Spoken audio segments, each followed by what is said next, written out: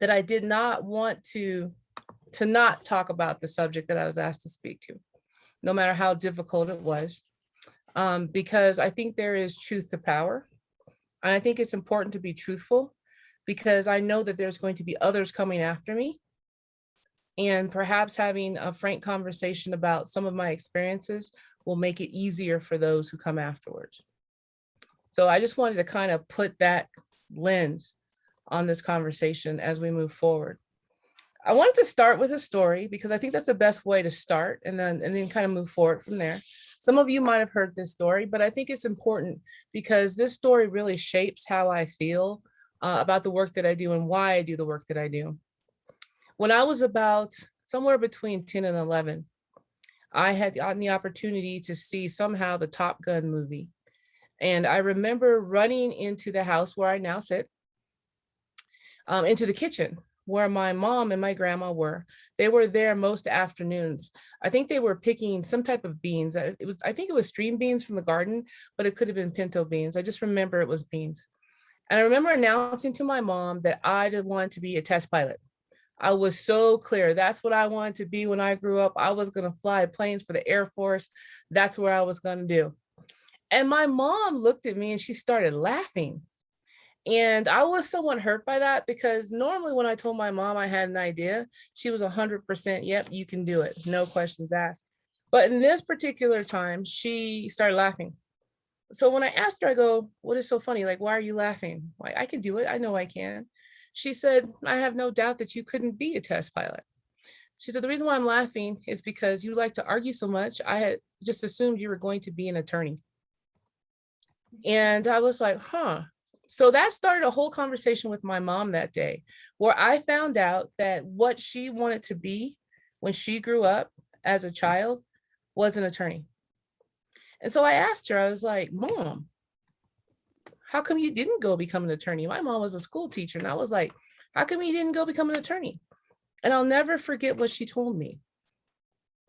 She told me that she was born in 1938 on the south side of the tracks in a segregated neighborhood to a poor family. She was a female and she was Black. She said it wasn't an option then. She said, I had three options. I could be a stay-at-home mom, I could be a maid, or I could be a school teacher. Now, I want you to know there's absolutely nothing wrong with any of those things, right? My grandma was a stay-at-home mom. I've been a maid. My mom was an awesome school teacher. I also taught school. There's nothing wrong with any of those professions, but that is not what my mom wanted to be. She wanted to be an attorney. And I think that it was that moment that you often heard the older people talk about the past, right? And how it was in the past. And it was that particular moment that I realized the past was not this imaginary place that people talked about. The past was somewhere where my mom had been and that had limited her abilities to do what it was that she wanted to do with her life. And that shaped my particular viewpoint of making sure that people would have access to equality, life, liberty, and the pursuit of happiness, and what it is that they want to do. And they would have a fair shot at that. So that's why I do the work that I do. That's why I'm so dogmatic about it. And that's why I feel that it's necessary. I feel that moving forward, our children, whether they be male, female, or identify as something else, they should have the opportunity to be what it is they want to be in life and should not be held back simply because they're something different. So it's there that I start this conversation tonight. And I do want it to be a conversation. I want to highlight some of my experiences, and then I want to open it up and hear what you all have to say and what you think about it. So when I sat down to think about, what I want to talk about or what were some of my experiences, I kind of just listed them. And I'm going to laugh during some of it because some of it truly, to me, is comical. But this is reality, and this is my lived experience and some things I've had to deal with as an elected official. Some of the things I will say have a lot to do with gender, a lot. And so I'm sure that there's others here on the screen that can relate. Some of them are compounded by what I think is a racial issue. And my being in spaces where normally people that look like me are not in those spaces. I am the first woman, the first Black woman in Arizona to be elected to the position of mayor. So I want to talk about the very first debate I ever had when I ran for council. Something I will never forget. There were 6 of us running for 3 seats, and we were all up on a stage. And after we went through the usual questions, the audience was allowed to ask us questions. A lady stood up and she said, "I have a question for you," pointing directly to me. She wanted to know what my educational background was. So I rattled through my educational background, and she was like, "Wow, you're educated. You have an education." And I was like, "Yes, ma'am, I do." And she said, "Okay." And she sat down. And they went to the next question from a different person. And so I raised my hand. I said, "Excuse me." I go, "I actually like to have all of the candidates up here answer that question." Now, there was 2 females at that time running for council, and the other 4 were men. I'd like to have us all answer that question. I was asked why was it important that we all answer that question. And I said, because we get to vote for 3 people for council. I think we should know. Of course, I say of course, because I already knew the answer to the question. I was the most educated person sitting there. But for some reason, the question wasn't asked of all of us. And I will tell you that that is typical. It's very typical. I get a lot of comments of people who were like, "Wow, I had no idea you were the mayor." And at first I was concerned, but wow, you are so articulate, right? There's often confusion about who the mayor is. Sean, my chief of staff, can tell you that we have gone places where he's assumed to be the mayor and I was not. Or if I was with a Caucasian American female, she would be the one that was assumed to be the mayor and not me. I can tell you when I first was elected and reported to duty, for lack of a better word, at City Hall, when I walked upstairs, I was actually sent down to Parks and Recreation. And on the way down the stairs, I ran into Mayor Sarah Pressler, who was the first female mayor for the city of Flagstaff. And she was like, "What are you doing?" And I was like, "Oh, they just sent me down to Parks and Recreation." And she looked me straight in the face. I love Sarah. She's like, "We don't have time for you to play this." Because I was going to play it all day long, up and down the stairs, so somebody figured it out. She was like, "We don't have time for that. You need to come on up here. We need to let them know that you are an elected official because we have other things we have to do." There was also the interesting council discussion regarding a policy, an ethics policy, that had to do with the clothing that was worn. So it did not have to do with council behavior, which it should have had to do with. But we were up there talking about the clothing and what was appropriate clothing. Now, I can tell you at that particular time, we did have a female mayor who was young, 28 years old. And you had myself, who worked in a bar part-time to help make ends meet. And there was a lot of concern about the clothing that elected officials were wearing. There's also someone who called CPS on me. So my daughter, Destiny, used to go to every meeting with me. I was a community activist. And then one day we were at a meeting and someone figured out she was my daughter. And they started following her home from school on the school bus. She took the public school bus. So I stopped taking her to meetings with me. Well, there was someone who had an issue over something I was challenging them about. And so they actually called CPS because my daughter was alone by herself at home. Thank God my daughter was 14, right? And she just happened to look like she was 10. But it was that kind of shenanigans and foolishness that I had to deal with.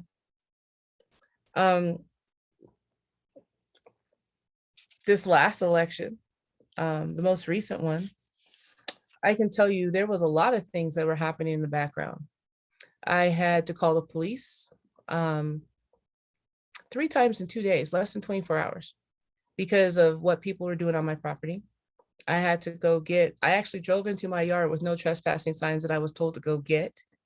And someone walked out of my backyard and wanted to talk to me. Why didn't we make a big deal about that? My campaign had a whole discussion. We actually called people in the National Democratic Party And the fact of the matter is we didn't want to make a big deal about it because I was Black. And we didn't want to bring that particular element into the race. So it was one of those things like, let's record it. Let's hope it doesn't get worse. Let's buy security cameras. But you can't bring that up because the first person who brings up race or the issue of race loses, right? After the September 6th shenanigans that happened, I'm in DC. I walked out and someone had taken trash, all sorts of trash, and spread it clear along my front porch. And so I had to stop and clean that up. Now, I'm assuming that they knew what they were doing because it wasn't there the night before. I grew up in the projects. I'm very clear with people that, I grew up in silent homes, and I really, truly think that my city should look at the fact that we have a community that is so giving and so caring that they helped a single mom with her 2 kids with scholarships, to play ice hockey, to go to camp, that you got a doctor out of that and you got a mayor. But I can tell you, when I was fighting for affordable housing here in Flagstaff, many people said I was fighting for affordable housing here in Flagstaff because I grew up in the projects. I want the whole entire city to be the projects.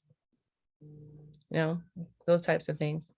I've received emails called strange fruit with the strange fruit picture on it. And I'm talking about someone hanging on a noose. Okay.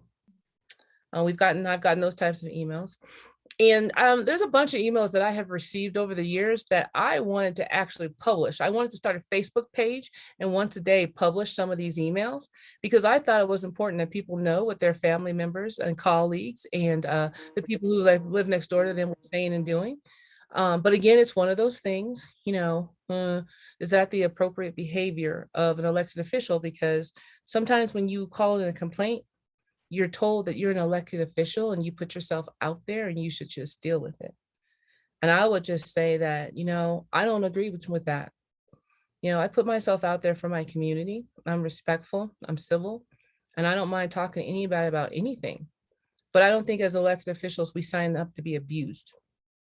I have been told, though, by people when I was in the grocery store, and it's like, I'm kind of in a hurry. I've been told that they own me because I'm an elected official and I need to stop and chat with them. And I use that word deliberately because that's what they said. They own me. I'm like, that might not be a good choice of words, but okay. I want to talk about the attacks on social media. And again, I think that this is not just because I'm Black, but it's compounded by that, right? So, we talk about people's hair, we talk about the size of people. The size of my butt has been numerous conversations. My eating in public has been, issue, as well as clothing. There's been cartoons with the big lips and the whole monkey features. That's a thing. Definitely that's a thing. I also want to talk about the necessity to work numerous jobs, because I think that this is extremely important. The salary level, for example, of the job that I was just running for, let's make no mistake, it is a job and it's a full-time job to be an elected official if you're going to do it appropriately. The salary level for your state representatives is $24,000 a year. Okay. The salary level for the mayor of the city of Flagstaff was 32. Now, the average cost in the city for a house in the city of Flagstaff, the medium cost is $605,000. In Sedona, I believe it's $800,000. I'm not sure how much a house is in Camp Verde or Clarkdale, but I can tell you that in order to afford a house for 605, it's even hard for me to say 605, right?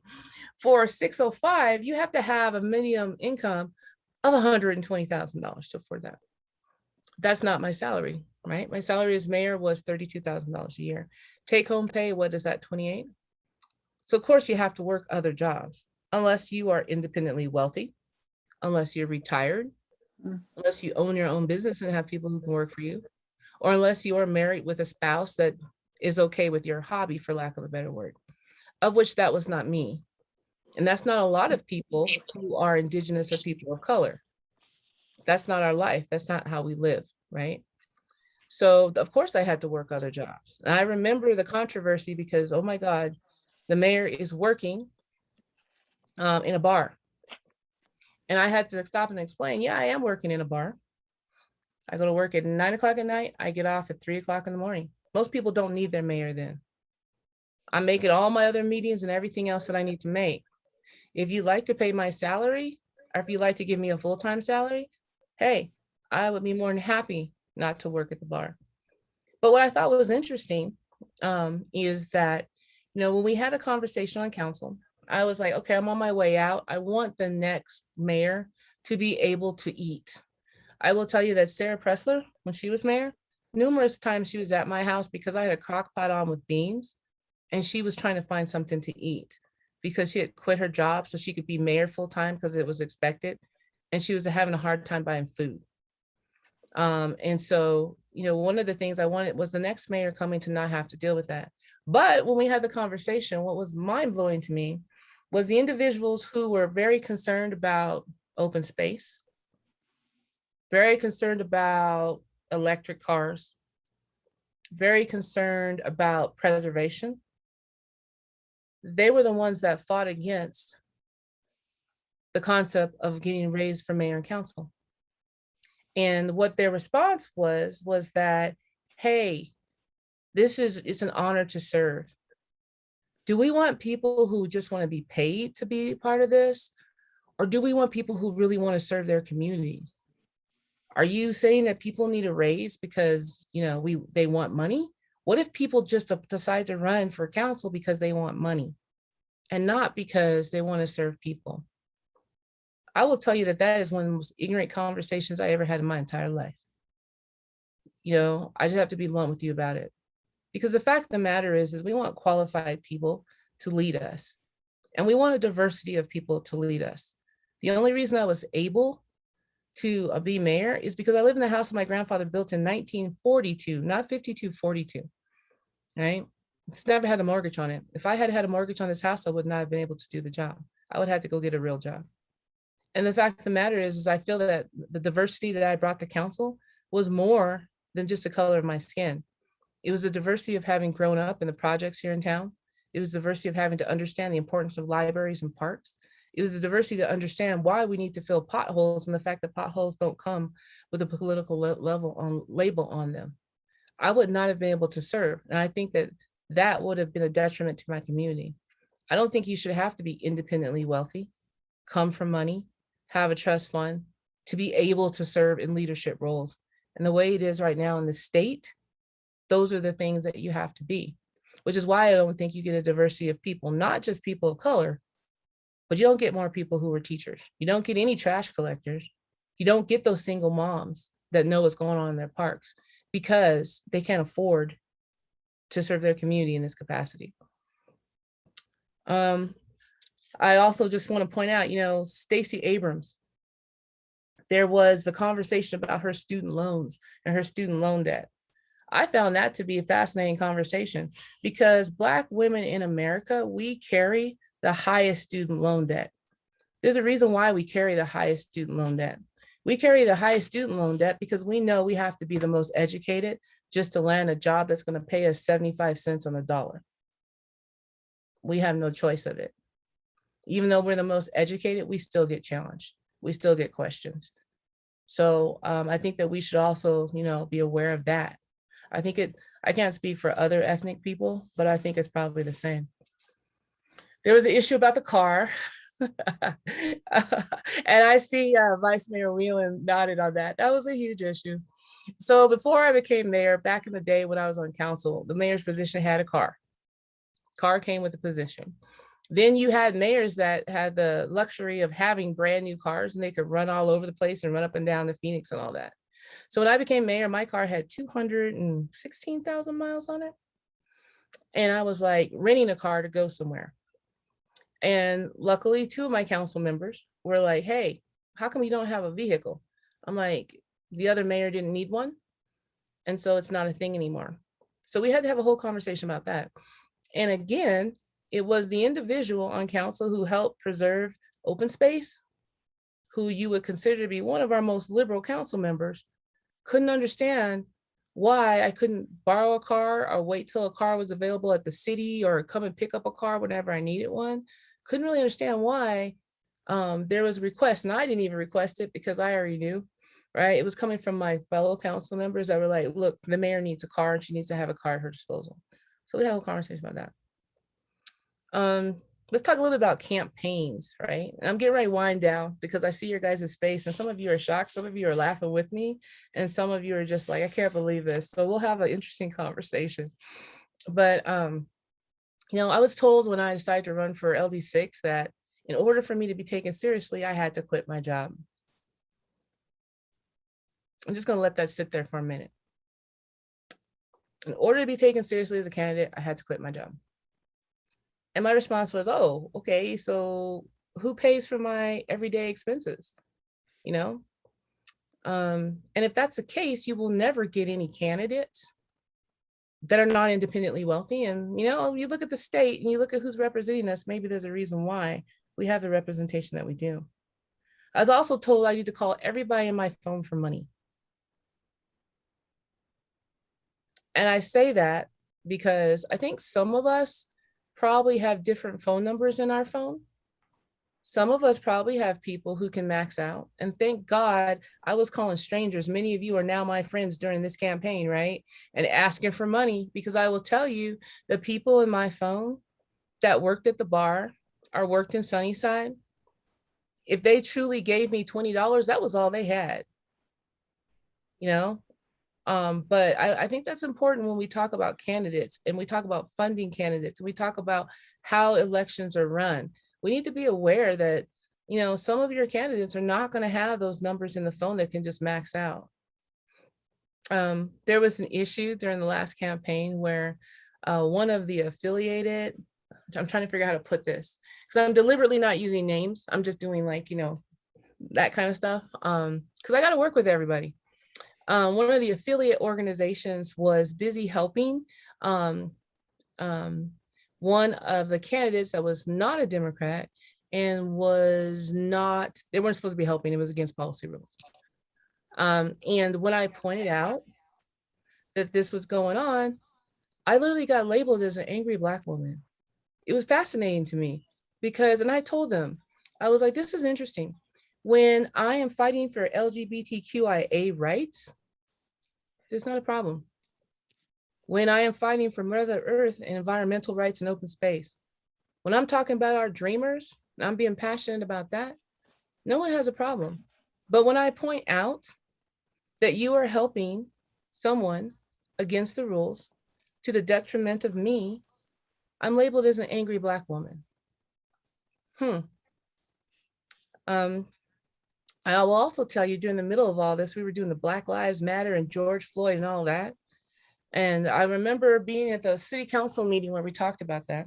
It was 20 hours of public comment. During those 20 hours of public comment, they said BLE, BLM.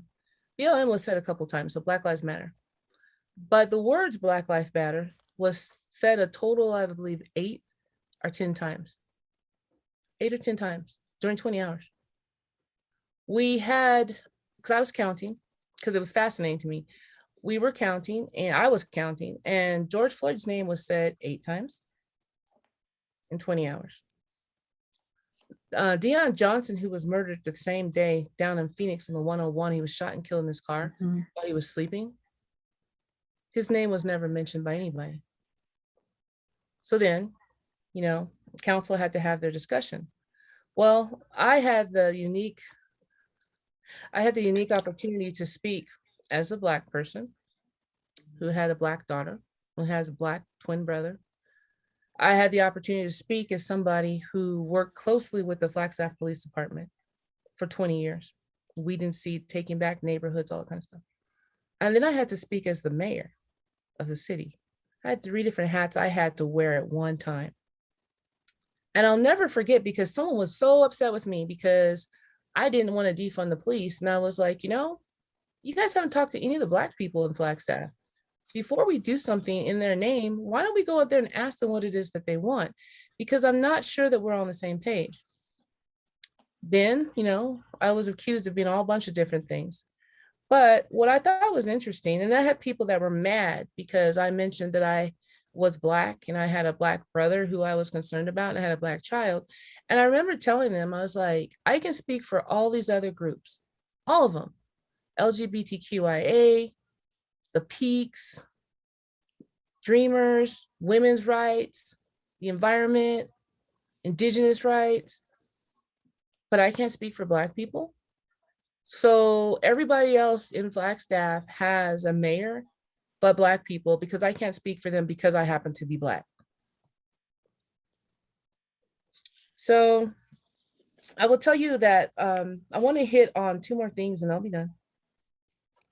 I wanted to talk about what it means to be the first, because I think that that is key. You know, when I first became mayor, I will tell you that everybody wanted me to talk everywhere. And I accepted every invitation. I went to schools and talked to classes that had 10 people in it. You know what I mean? I went to Phoenix, to the barrio, and talked to people. And I remember someone questioned, they're like, oh, so you're not doing your job here in Flagstaff, you're just running around the state of Arizona talking to people. And I was like, no, actually, everything in Flagstaff is done. I made every meeting, did everything. And I said, but you don't understand what it means to be the first. I was like, I need to make sure that all the other young girls that look like me, that have pigment, that come from the projects, I need for them to understand. I need for them to see me. I need to be their reality, which is why they're asking for me to come. I need for them to understand that it doesn't matter where you start out in life, you have the ability to be a mayor or more than that. That's why they're asking me, and that's why I'm going to speak to them. But I literally had to sit down and explain that to them because they had a problem with it. You know, being the first means that I can't have a day off, I can't mess up, you know, I got to be perfect. And one of the things that, you know, and I laugh, but it's difficult. I'll be honest with you. I'm sitting here looking at what's going on right now in politics. I told someone, I go, I kind of feel like Obama, because Obama was the first, and then he was followed by somebody else who was not held to the same standard that he had to participate in politics in. You know, doesn't matter the party. He had to be perfect. And I will tell you that if he had done some of the things that the person who followed him did, there would have been a problem with it. There was a problem when Michelle Obama showed her arms, right? You know, I look at what's happening in local politics today, and I was like, wow, you know, I mentioned at the dais that I was disappointed because the community was fighting over whether or not we should have affordable housing for the people who live in our community who are poor and don't have it. And that was just like blasphemy. But then I look at what's going on right now and I'm like, wow, it must be nice to be white and a male, quite frankly, because you can just do whatever you want to do. There's no way I would have gotten away with that.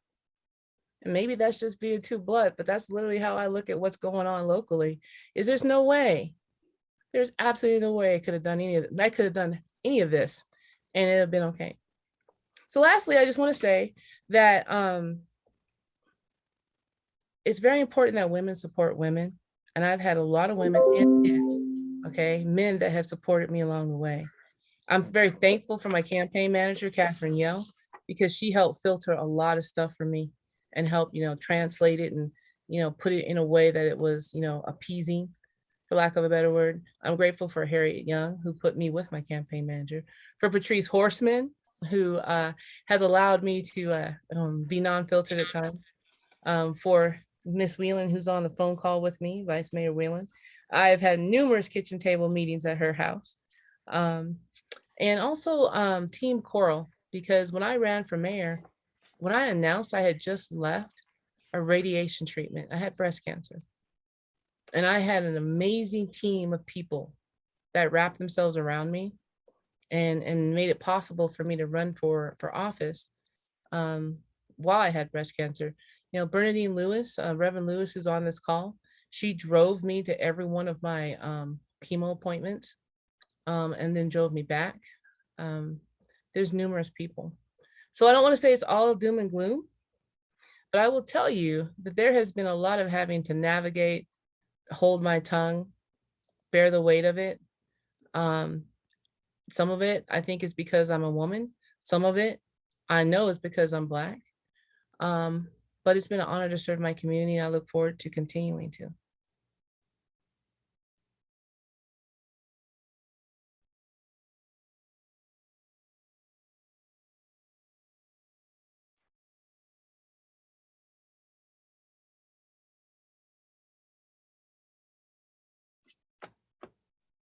So Coral, thank you very much. There's just a lot to ponder and think about.